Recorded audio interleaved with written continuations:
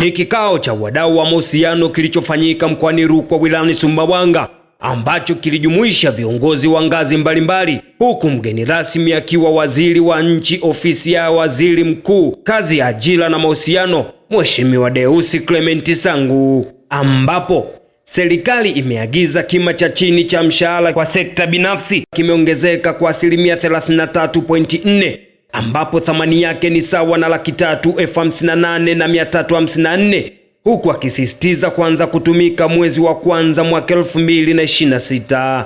Sekta hizo ni pamoja na kilimo, afya, mawasiliano, nishati, madini na sekta nyingine nyingi.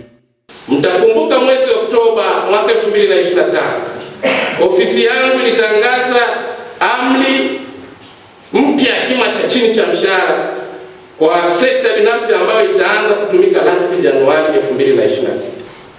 Kima cha chini cha mshahara kimeongezeka kwa wastani wa 33.4% kutoka shilingi Laki275,060 hadi Laki358,322. Kwa amri hii mpya ya mshahara namba 605A inafuta amri namba 687 iliyotolewa Novemba 2022. Aidha, amri mpya imegusa sekta 16 ambazo ni kilimo, afya, mawasiliano, kazi za nyumbani, hoteli, kazi za nyumbani, Mheshimiwa mkuu wa wilaya na Mheshimiwa kaimu mkuu wa mkoa, hoteli na utalii, ulinzi binafsi, nishati, usafirishaji, ujenzi, madini, shule binafsi, biashara na fedha, viwanda, michezo na burudani, usafi na taka, pamoja na sekta nyingine ambazo hazijatajwa. Ninazo sekta 16, tutazileta kwenu mzijue. Na haya yamefanyika sio kwamba ni wizara tumekaa peke yake. Tumekaa katika utatu kwa maana ya chama cha waajiri, shirikisho la wafanyakazi, chama cha waajiri ATE, TUCTA na sisi serikali. Kutoka Sumbawanga, Uchwani Media.